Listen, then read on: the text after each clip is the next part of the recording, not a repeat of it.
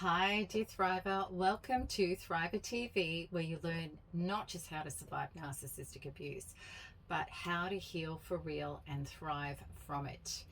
Today, I want to help clear up some stuff about overt and covert narcissists, specifically the differences in the way they hook you and they start destroying you. So let's be really clear that narcissists all use the same tactic, which is idolize, devalue, and discard, yet covert and overt narcissists do it differently. And today we're going to do a deep dive into investigating this, so that you know what you're dealing with, what you're stuck in, what to look for, and also how to get out of this. All right, so before we begin, I'd just like to remind you, if you're new to my channel and you haven't yet subscribed, please do. Also hit the notification bell and remember to share and like my videos if they resonate with you. Okay, so today's episode regarding overt and covert narcissists, let's get really clear. This is not just about intimate love relationships. It could also be a colleague, a friendship, or a family member that this all relates to. Okay, so I'm going to start off with the most obvious of narcissists, which is the overt narcissist. And let's start with first impressions with an overt narcissist. So this person is going to be charming, charismatic, engaging, and seem to be really confident. This person could be very attractive. They could have a finely honed body or dress really well. But, regardless, they're probably going to be a standout because of their outgoing personality. And additionally, this person can be edgy, exciting, naughty, and seems not to care what other people think of them. And they're often the rebellious type, which can be quite attractive because this person is so witty, big, and attention grabbing. People may not realize just how selfish, self-absorbed, and entitled this person is until much later because they were mesmerized by them. Now, many people do make it known to the overt narcissist that they're interested in him or her, and this could happen in business because, this person seems to have all the confidence and the abilities, or it could be in friendship because this person is so fun to be around, and of course in an intimate partner relationship because this person is so attractive. So often with the overt narcissist, they don't really have to try very hard to investigate potential because they have a vast array of choice and people gravitating to them naturally. However, if this narcissist decides to target somebody in particular who's not falling into their lap, then they may turn on whatever charm is necessary to get this person into their orbit. And they do what all narcissists do. They find out what your on switch is, and there's usually two distinct ways that narcissists notoriously do this. And first of all, they use feigned care, interest, and consideration, and it's an act to question you and to discover what has either one, hurt you in your life, or two, what is missing and what you need. And then they pretend to be the savior of this for you. And they do it at a business level. They do it also at a friendship level. And of course, they do it at an intimate partner relationship level. It's a highly effective tactic because you believe you've found the person you've been looking for, the person you need in business to get your contracts and contacts. It could be the friend you need to have fun with. And of course, the love partner who is going to see you like no other, always being monogamous, all the things that haven't worked out for you in the past. And please think about this. An overt narcissist is going to be big with what they're saying and what they're demonstrating. So they could shower you with compliments, time, attention, consideration, and even gifts. And you could feel noticed, desired, wanted, and even adored. Male narcissists are more likely to grant assistance doing the heavy lifting for you and splash the cash. Whereas female overt narcissists are likely to come on with extreme care and empathy. They'll be that wonderful friend. They'll be that person that makes the difference. And also extreme sexuality with potential love partners. So also too, a narcissist is who is an overt is going to portray a future potential supply that they have their lives together, that they're incredibly positive and strong and capable, and their lives are doing great. And nothing could be further from the truth. We're going to look at this a little later, as you're going to see. Let's have a look at the idolizing stage of an overt narcissist. When snaring a person as new supply, the overt narcissist starts idolizing them in a highly demonstrative manner. They make these people the center of their life. They introduce them to family and friends way too fast, and even their children. They may show off pictures of the love partner's hot body on social media, or other aspects such as their finances, their boat, their house, their life. Whatever can garner the most look at me attention, because this person is an object for this narcissist to bolster their ego, a prop to show off and brag about, to get a claim for, and to hopefully make other people envy the narcissist because of what the narcissist brings into the narcissist's life.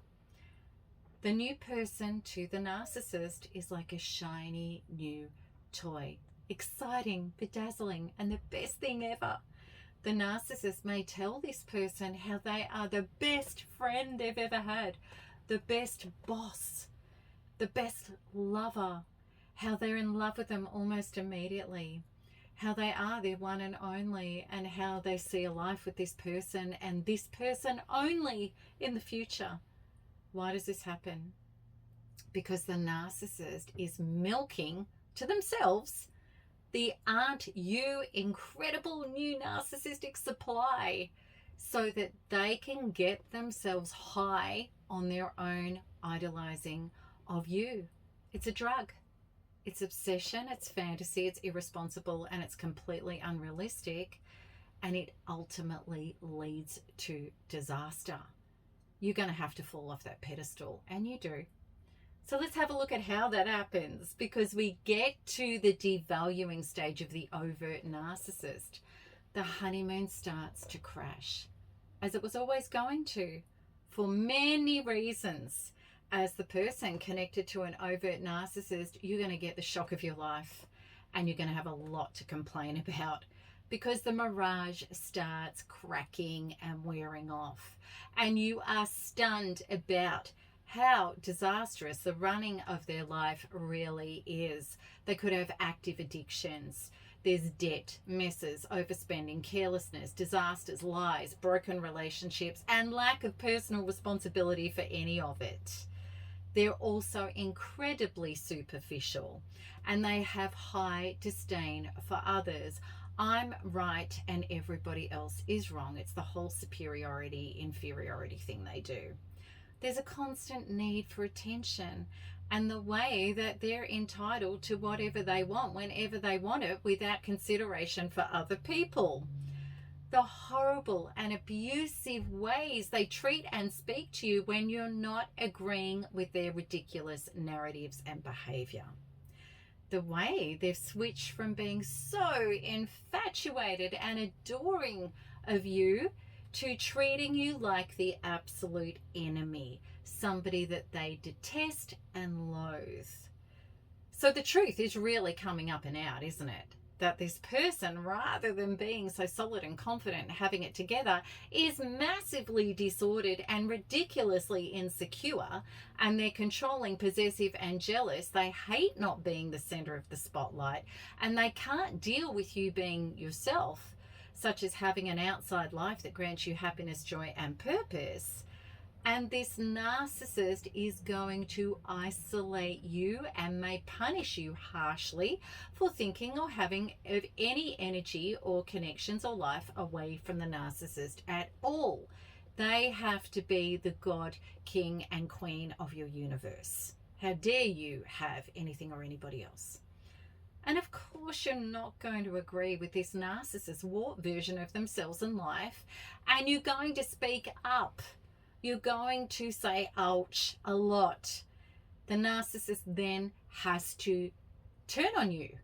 They have to devalue you and punish you, because it was never going to go any other way.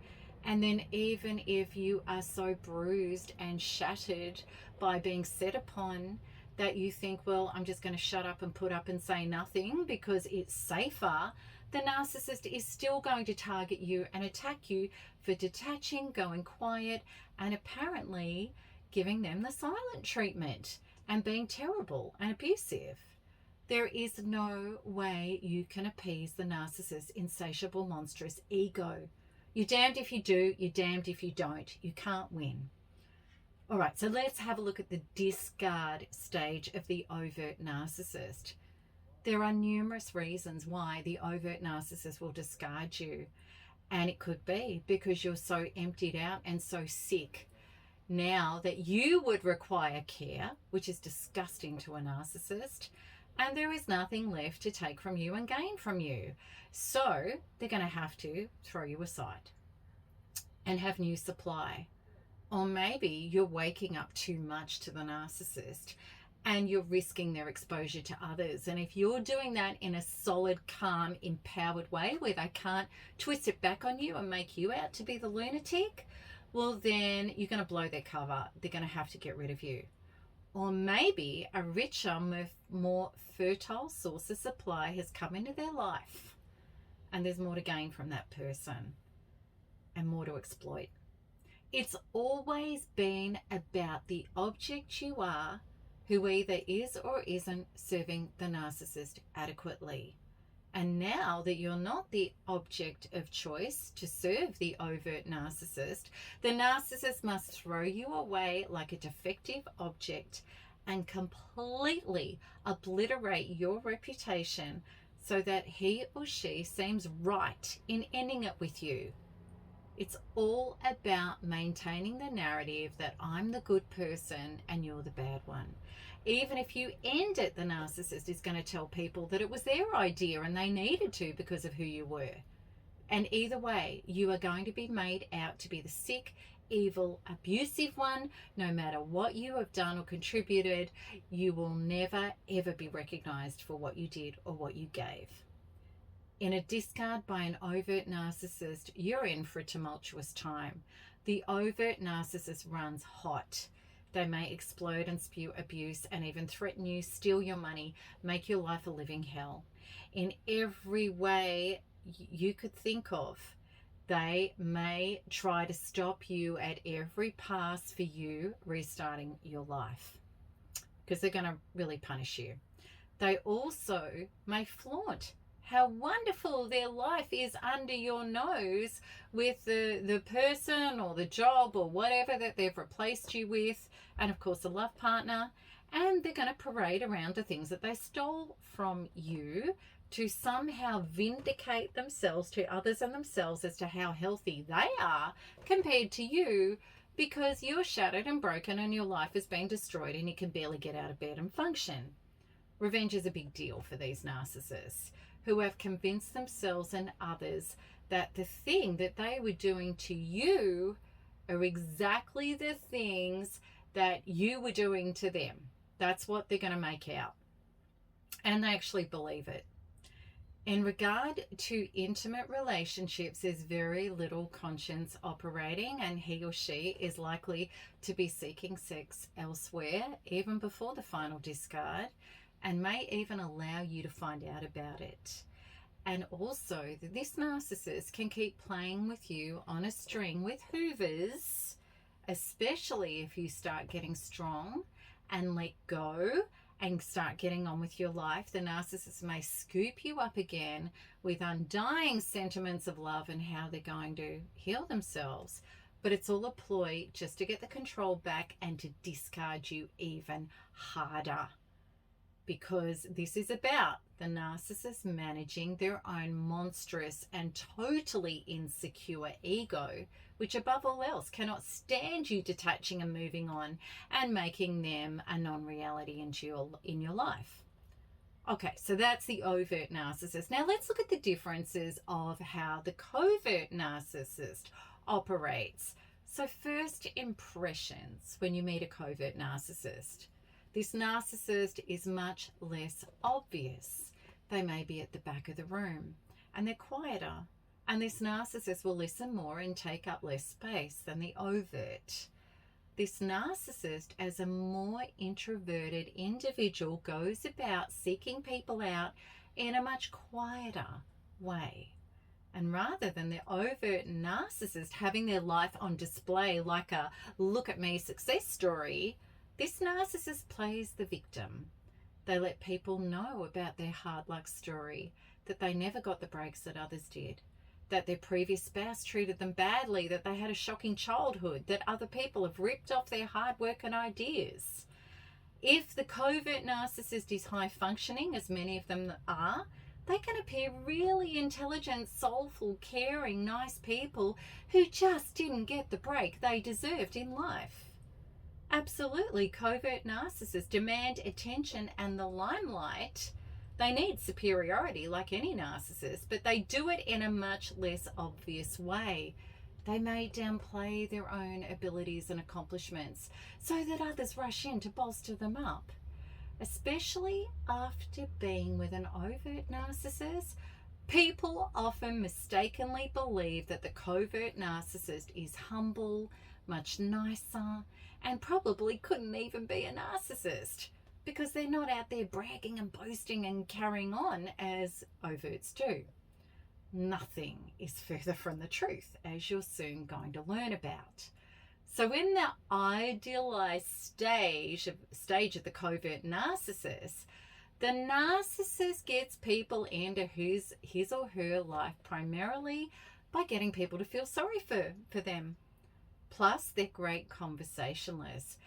Absolutely, they do the same thing as other narcissists, such as appearing interested, caring and concerned for others, while sharing their own versions of what troubles and tribulations that they've suffered, as well as listening to your own and identifying with all of it so that you feel like you have a kinship with this person. And then what they do, they also let slip, or they'll talk about how they are really capable and amazing and they have a ton of potential. And if they'd only received the breaks of other people, then they would be this incredible person. And they're ambitious and they want to succeed. Covert narcissists set about convincing people that their potential and abilities are incredible if they could only get some support and assistance. Kind-hearted people with high levels of empathy can believe that this could be a wonderful win-win situation. I can help bring this person's potential to light, and we could share a wonderful relationship together, whether it, be a friendship or a business deal or a family member you're trying to help, and of course a love partner.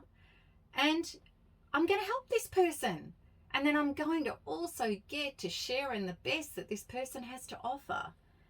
Absolutely, covert narcissists can fly under the radar because they are so good at pretending a deep one-on-one connection with one person, rather than the big, shiny, you have to share me with the entire room of an overt narcissist. So let's have a look at the devaluing stage. What happens with a covert narcissist? Somebody connected with a covert narcissist is going to discover that this person has no desire to step into their potential or be encouraged and supported to get there. It doesn't matter what you do for them or with them to try to help them. Nothing is going to take off. Yet, of course, when you're connected to a covert narcissist, you keep hoping that they will come good. And you're going to hang on accordingly, trying to crack that code with them that ignites them into happiness and a healthy, prosperous life. The truth is this: the covert narcissist is an entitled victim, and they're a parasite who is exploiting the person trying to see and support their potential, and they actually believe that they are entitled after their life for other people to take up their slack and give them what they want. And they have a high level of entitlement. And of course, they take advantage of this person who's being the one to keep the fires going and the roof over their head and to pay the bills and funding the narcissist being a narcissist, which is caring about themselves, to avoid having their cover blown and the person that's hooked into them waking up and getting away and stopping being a host to the narcissist parasitical behavior.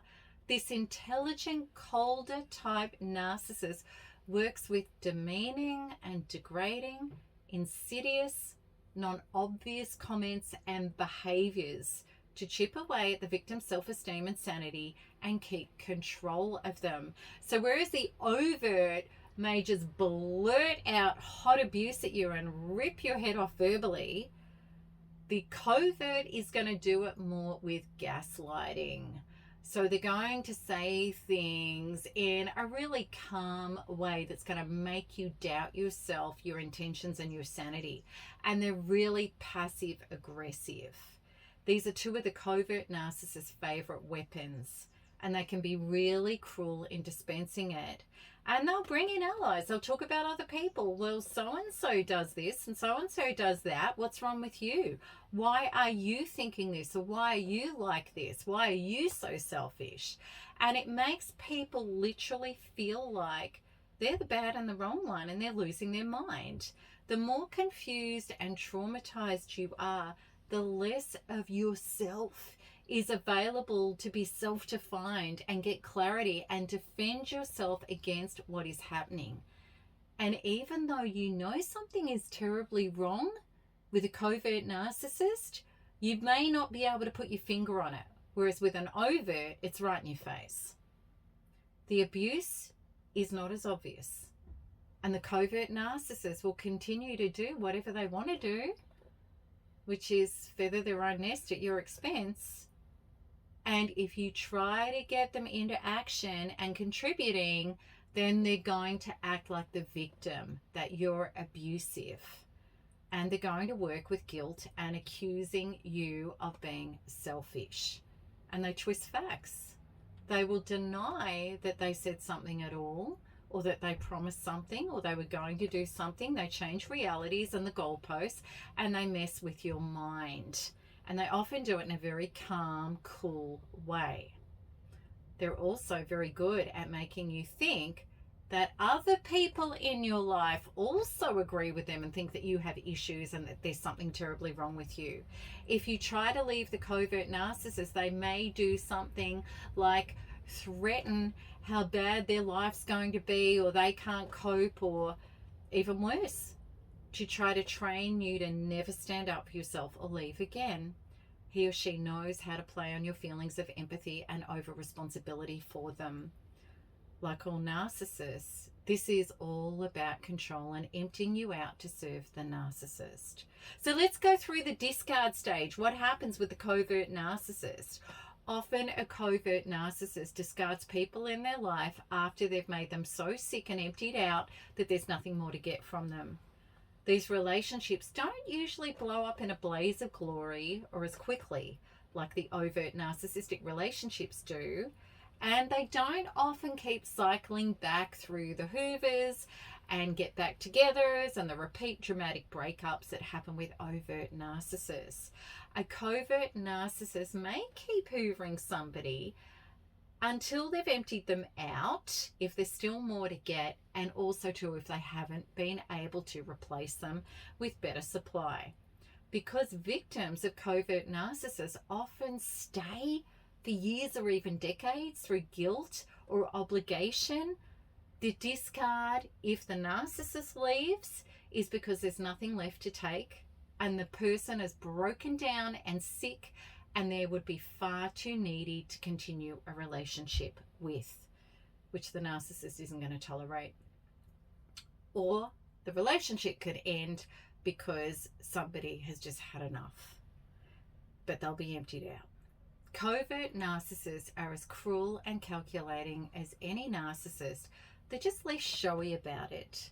This person could dump you like yesterday's breakfast, move on, turn their phone off, have zero empathy, and they're happy to leave you with whatever illnesses you've procured and with nothing left to rebuild with. They feel entitled to the lot.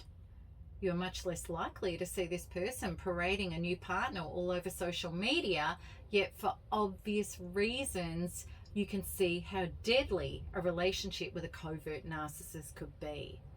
Okay, let's look at our healing and our protection from overt and covert narcissists.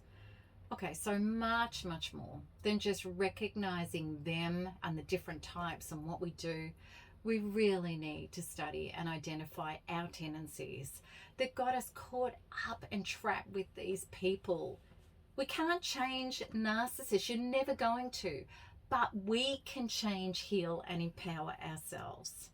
In regard to being attracted to overt narcissists, we may have felt small, unprotected, and unable to make it in life by ourselves, even though we might have been really capable and resourceful and even successful. But it's an emotional feeling inside that we felt drawn to wanting somebody big, capable, and confident to help us with this. And maybe we were used to this type of personality being in our life from a small child, and it's really familiar to us.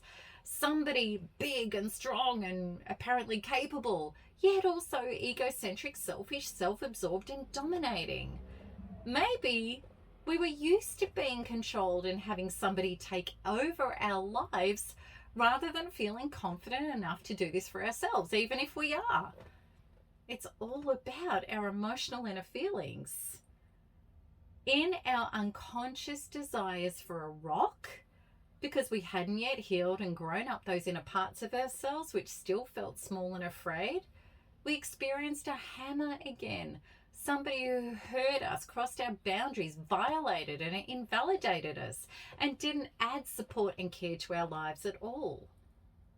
That's what can be going on with an overt narcissist. For us, that's why we get hooked in. The attraction to a covert narcissist is because many of us want to rescue. We're attracted to vulnerabilities and getting behind somebody who we think needs love and a better chance at life. Covert narcissists will share their sob stories very early on. If you're empathetic and kind in nature, you feel really sorry for these people about their childhood abuse and the terrible things that they've suffered at the hands of others. You may feel protective, and that bonds you to them deeply. You may also hang on and on to these people in the cognitive dissonance of he or she is like this because of their childhood, and I can understand why they're like this. You make excuses and justifications for their behavior, no matter how badly they treat you. At the deeper levels of our inner being, if we've had relationships with family members, usually parents, but it could be any family member, who was damaged and vulnerable, and we were trying to fix them so they could be healthy enough to love us and look after us, then we're going to be naturally, subconsciously attracted and attractive to victims who need fixing. Now, of course, you may identify that you've been connected to a narcissist who's a mixture of overt and covert behaviors.